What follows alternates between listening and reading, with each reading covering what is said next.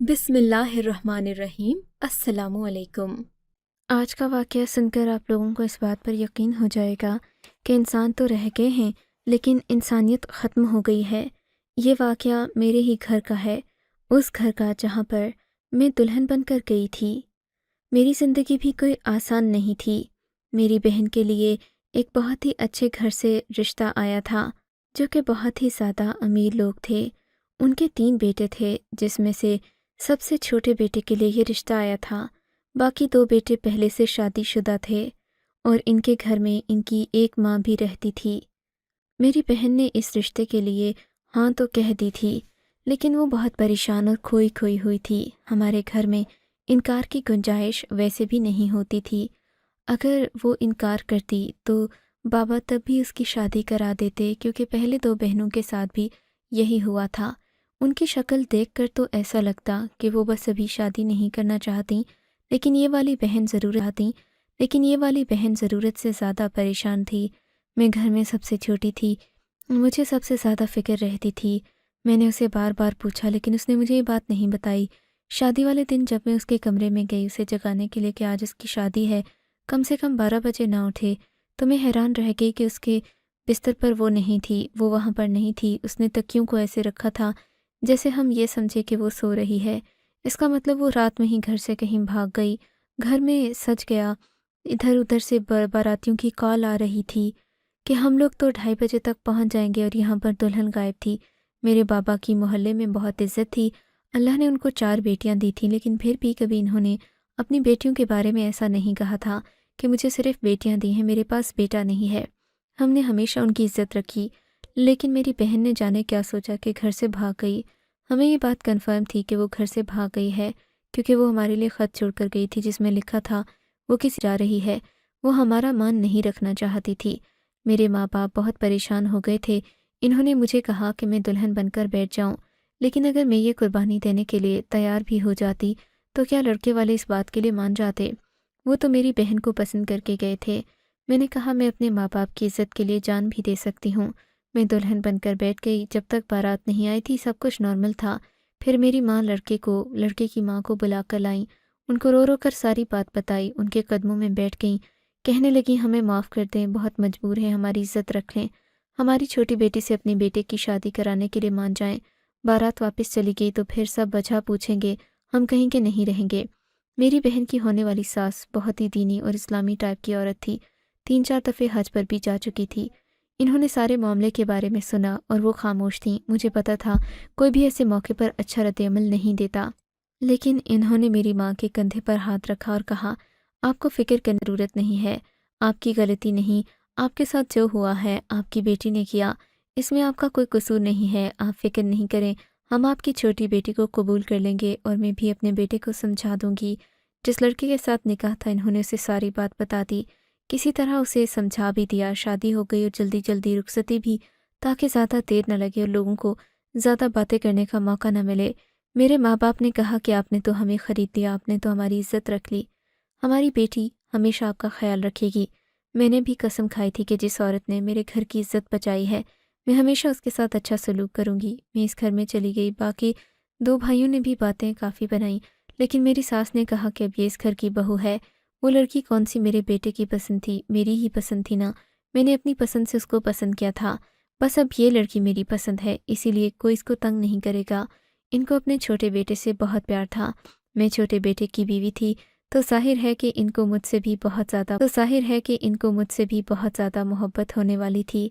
इन्होंने कहा कि तुम्हें परेशान होने की कोई ज़रूरत नहीं। ये 2 औरतें बड़ी ही अजीब हैं, मैं इनको पसंद करके लाई थी, लेकिन इन्होंने अपना रंग दिखा दिया। तुम इनकी बातें एक कान से सुनो, दूसरे कान से निकाल देना।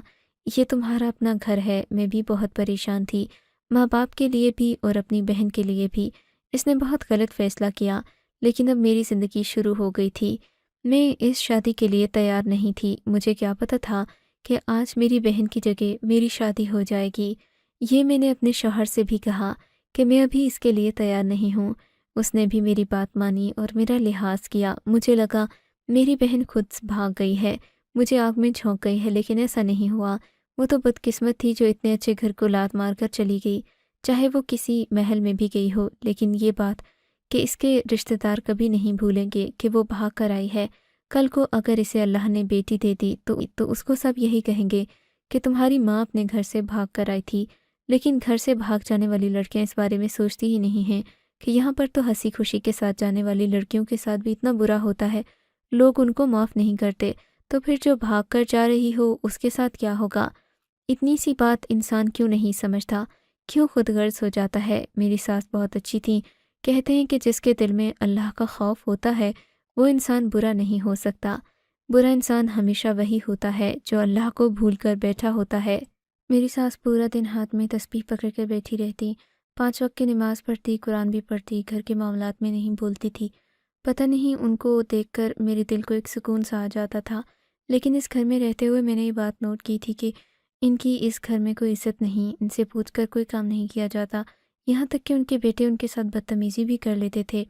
کوئی ان سے یہ نہیں پوچھتا تھا کہ ان کے لیے کچھ بنا دیں کہ ان کو شوگر ہے، لیکن آج گھر میں چاول کہ آپ کے لیے چاول اچھے نہیں ہیں، آپ کے لیے کوئی اور چیز بنا دوں؟ انہوں نے کہا نہیں، مجھے عادت نہیں ہے، جو بن جاتا ہے میں چپ چاپ کھا لیتی ہوں، چاول کھانے سے شوگر تھوڑی ہی بڑھ جائے گی، مجھے پتہ ہے، لیکن میں کسی پر بوجھ نہیں بننا چاہتی۔ میں نے کہا ایسی کون سی بات ہے، میں آپ کے لیے سالن روٹی بنا دیتی ہوں، آپ فکر نہ کریں۔ سالن روٹی بنانے میں تھوڑی دیر ہو گئی، میرا شوہر آ چکا تھا، وہ کمرے میں چلا گیا، لیکن میں پیچھے نہیں گئی، جبکہ اس نے مجھ سے کہا جیسے ہی میں گھر آ جاؤں تو مجھے کمرے میں ملو۔ میں نے کہا میں آپ کی امی کے لیے ہی روٹی بنا رہی تھی، اتنا غصہ کرنے کی کیا ضرورت ہے؟ میرے شوہر نے مجھ پر غصہ کرنا شروع کر دیا کہ آدھے گھنٹے سے میں آیا ہوں، تو مجھ سے یہ نہیں پوچھ سکتی کہ مجھے پانی چاہیے یا نہیں، میرے لیے کھانا لاؤ۔ میں نے کہا میں تو آپ کی ماں کی خدمت کر رہی تھی، آپ کو تو خوش ہونا چاہیے۔ میرے شوہر نے کہا کوئی ضرورت نہیں خدمت کرنے کی، باقی بھابیاں بھی تو نہیں کرتی ہیں، اگر تم یہ ذمہ داری اپنے سر لوگی تو پھر تمہیں ہمیشہ یہ سب کچھ کرنا ہوگا، تو میرے حصے کا ٹائم میری ماں کو دوگی تو میں خوش نہیں ہوں گا۔ میں حیران تھی کہ ان کی بھی تو کسی نے خدمت کرنی ہے۔ میرے شوہر نے کہا کہ وہ کوئی تم نہیں ہو، وہ پہلے ہی ایسے رہتی ہیں، کوئی مسئلہ نہیں ہوتا ان کے ساتھ، بہت پیسہ ہے ان کے پاس، جس کے پاس پیسہ ہوتا ہے وہ کبھی پریشان نہیں ہوتا۔ میں حیران تھی کہ میرے شوہر کو مجھ سے یہ مسئلہ ہے کہ میں اس کی ماں کی خدمت نہ کروں۔ مجھے اس بات پر عجیب لگا، لیکن پھر بھی میں اپنی ساس کی خدمت کرتی تھی، کیونکہ میں یہ بات نہیں بھول سکتی تھی کہ انہوں نے ہم پر اتنا بڑا احسان کیا ہے۔ اگر اس ٹائم وہ انکار کر دیتی اور شور مچا دیتی تو آج ہماری عزت محلے میں 2 پیسے کی بھی نہیں رہنی تھی۔ یہ لوگ دوسرے شہر میں رہتے تھے، اسی لیے میرے کسی بھی خاندان والے کو یہ نہیں پتہ تھا کہ اپنی بہن کی جگہ میں رخصت ہوں گی۔ وہ یہی سمجھ رہے تھے کہ میری بہن رخصت ہو گئی ہے، میں اپنے ماموں کے گھر رہنے کے لیے چلی گئی ہوں۔ میرے ماں باپ نے رشتہ داروں اور محلے والوں سے یہ بھی کہہ دیا کہ میری بہن اور اس کا شوہر باہر کے ملک چلے گئے ہمیشہ کے لیے۔ ان کے لیے وہ یہ جھوٹ بولنے والے تھے کہ میری شادی سادگی سے ساتھ کر دی گئی ہے، ماموں کے بیٹے کے ساتھ ہی، کیونکہ ماموں بستر مرگ پر پڑے، اس لیے کوئی دھوم دھام نہیں ہوئی اور مجھے بھی رخصت کر دیا کرتے تھے۔ اپنی عزت بچانے کے لیے جھوٹ بولتے رہے۔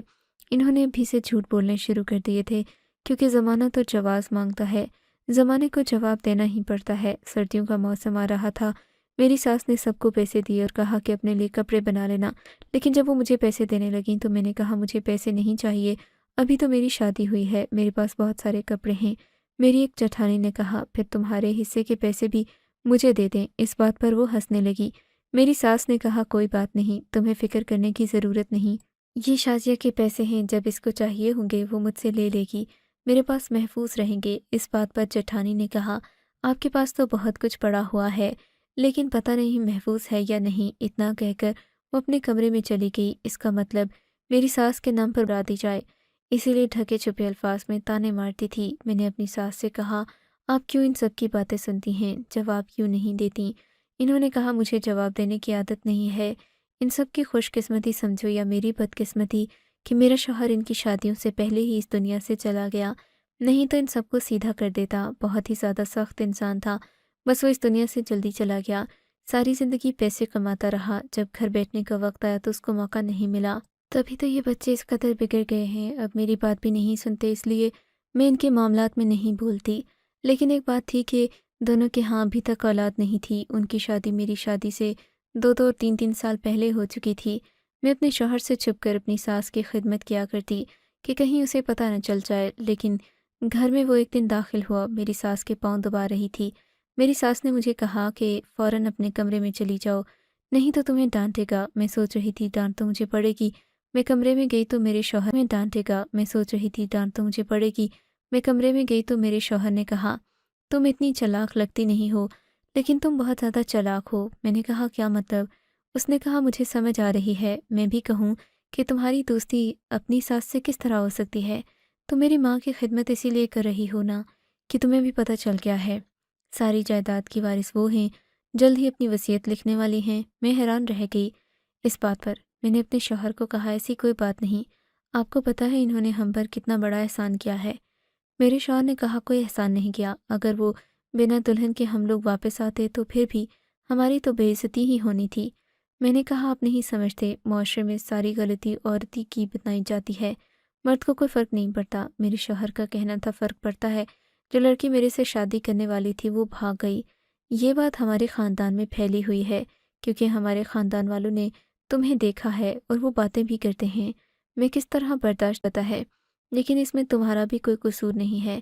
मैंने इस बात पर शुक्र अदा किया कि चलो मेरा कोई कसूर नहीं है। मेरा शौहर इस बात को तो मानता है कि मेरा कोई कसूर नहीं। मुझे लगा हर बात के लिए मुझे ही कसूरवार ठहराया जाएगा।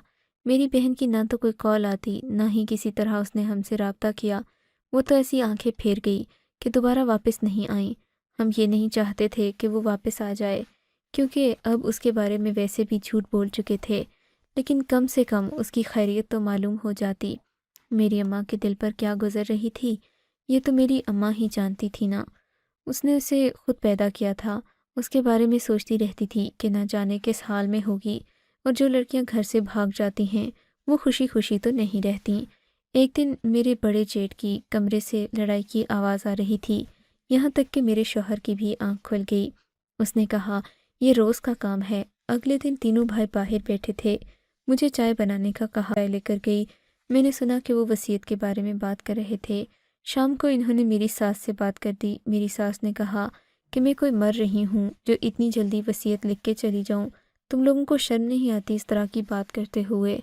सब कुछ तुम लोगों का ही है। जेठ और देवर का कहना था, आप अपनी ज़िंदगी में हिस्सा करके चली जाएं, नहीं तो बाद में बहुत मसले बनेंगे। फिर अभी तो आपके दस्तखत करने से सब कुछ ठीक हो जाएगा, बाद में बहुत सारे मसाइल से बच जाएंगे। कागज़ी कार्रवाई में हज़ार किस्म के मसाइल होते हैं, फिर 100 जगह रिश्वत देना पड़ती है। आपका काम है, आपकी ज़िम्मेदारी है। बाबा होते तो अभी तक ये सब कुछ कर चुके होते। मेरी सास ने कहा, बाबा होते तो तुम सबके मुंह पर थप्पड़ मारते कि माँ जिंदा है और तुम लोगों को वसीयत की पड़ी है। घर चला रही हूँ मैं, तुम लोगों की बीवियों के सर्दी गर्मी के कपड़े बनाती हूँ। घर में राशन मेरे पैसों से आता है।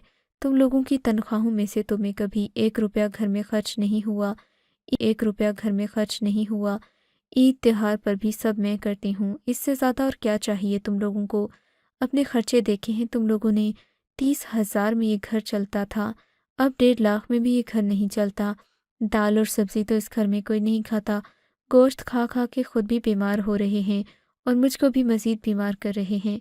मेरी सास कोई अनपढ़ औरत नहीं थी, पढ़ी लिखी थी। इन्होंने बात सीधी कर दी। बेटे खामोश हो गए। मैं इस मामले में कुछ बोलने लगी तो मेरे शौहर ने कहा, तुम्हें ज़्यादा बोलने की ज़रूरत नहीं। दूसरे भाइयों की बीवियों को देखो, हर बात में उनका साथ देती हैं, और तुम मेरी माँ की नौकरानी बनकर बैठी हो। ऐसा लगता है तुम्हारी ये औकात थी। शायद तुम्हारी बहन तुमसे ज़्यादा समझदार थी। मेरे नसीब में तो तुम आ गई। हम एक दूसरे से बहस करते रहे। इस घर में आहिस्ता आहिस्ता मसाइल बनने लगे थे।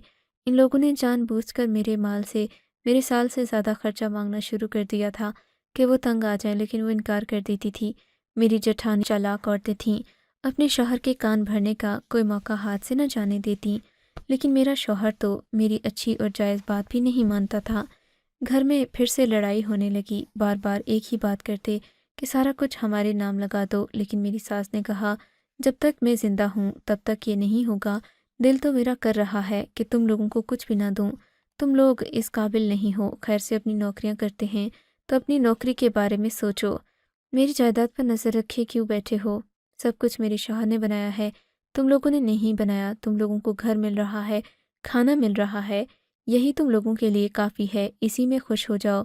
जो थोड़े में खुश नहीं होता उसको ज़्यादा कभी नहीं मिलता। मैं सोच लूँगी कि मैंने जायदाद के साथ क्या करना है। जब घर में ज़्यादा लड़ाई झगड़े होने लगे, میری ساس نے یہاں تک بھی کہہ دیا دل تو کرتا ہے ساری جائیداد کسی یتیم خانے یا کسی ٹرسٹ کے نام کر کے چلی جاؤں۔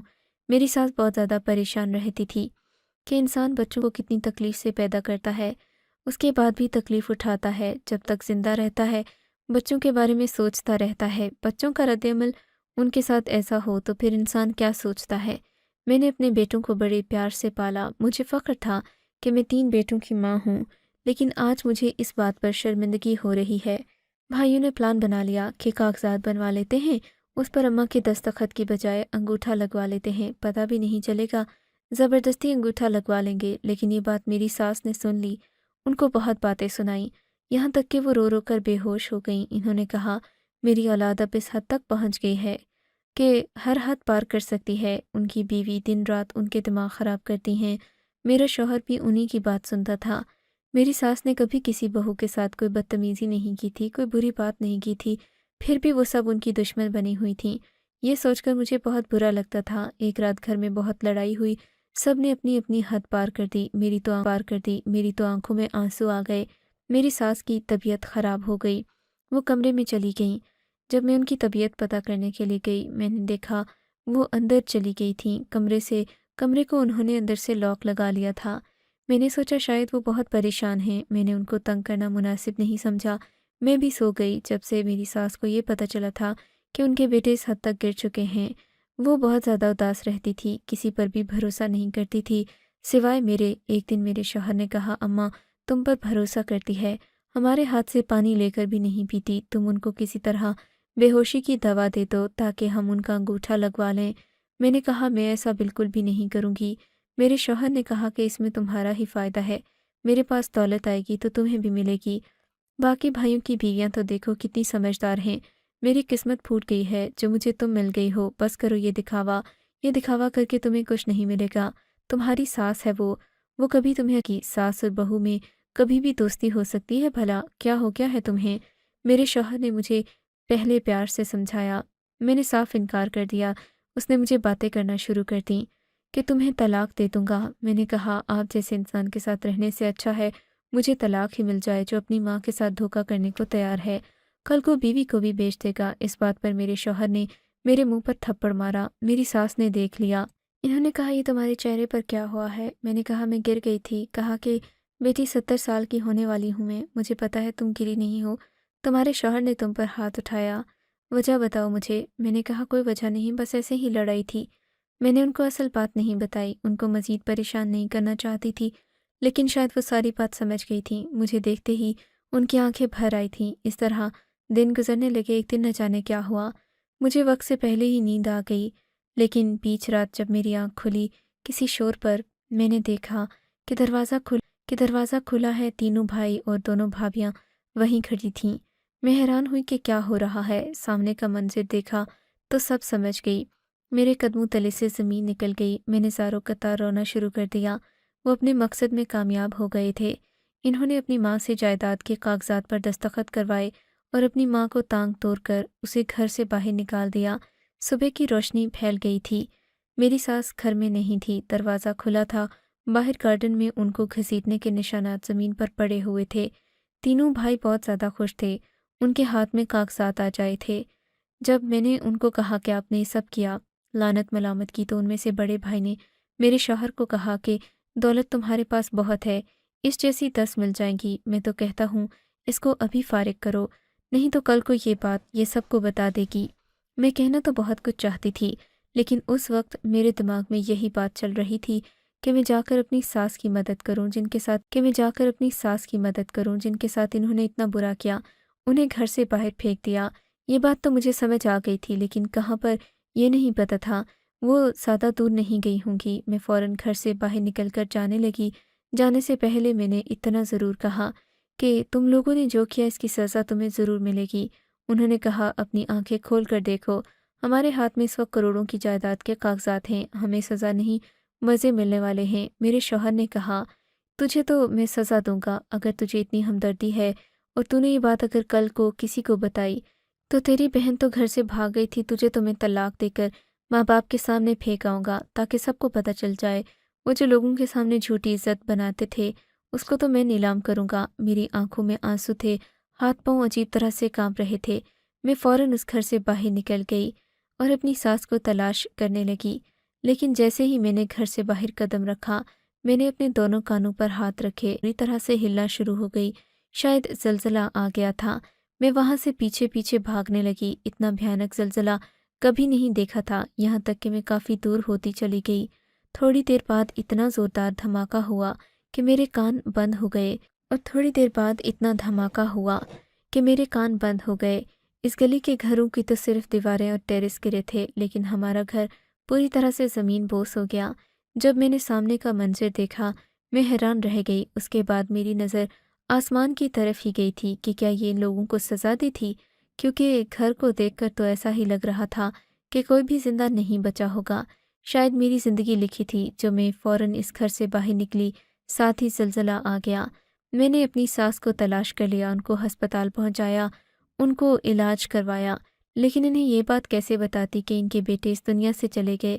آخر کو وہ ایک ماں تھیں۔ بعد میں پتہ چلا ان کے دونوں بڑے بیٹے اس دنیا سے چلے گئے اور کی دونوں ٹانگیں ٹوٹ گئیں، لیکن وہ زندہ تھا، کچھ بول نہیں رہا تھا۔ یہ خبر میں نے ساس کو آہستہ آہستہ بتائی۔ وہ خاموش تھیں۔ ایسا لگتا تھا یا تو صدمے میں ہیں یا ان کو سمجھ نہیں آ رہا کہ کیا کروں۔ 3 مہینے کی بیماری کے بعد میری ساس ٹھیک ہو گئی، مگر میرا شوہر بھی اس دنیا سے چلا گیا کیونکہ اس کی حالت بہت بری تھی۔ اب ہم ساتھ ہی رہتے ہیں، میں ان کی خدمت کرتی ہوں، اکیلا نہیں چھوڑ سکتی۔ ان کو کہا ہے وہ میرے ساتھ گھر چلیں۔ میرے ماں باپ کو بھی اس بات سے کوئی مسئلہ نہیں، لیکن وہ کسی پر بوجھ نہیں بننا چاہتی۔ میں ان کے ساتھ حج کرنے بھی گئی۔ اب وہ ویل چیئر پر ہوتی ہیں۔ لالچ کی انتہا کر دی ان کے بیٹوں نے، لیکن ان کو فوراً ہی سزا مل گئی۔ اللہ نے دکھا دیا کہ جب کسی ماں کا دل دکھایا جاتا ہے تو سزا دینے میں دیر نہیں کرتا وہ۔ آپ کو اگر یہ کہانی اچھی لگی ہے تو اس ویڈیو کو لائک کیجیے، اور اس طرح کی مزید کہانیاں سننے کے لیے ہمارے چینل کو ضرور سبسکرائب کیجیے۔ کہانی سننے کا شکریہ۔ آپ سے ملاقات ہوگی اگلی ویڈیو میں۔ تب تک کے لیے اللہ حافظ۔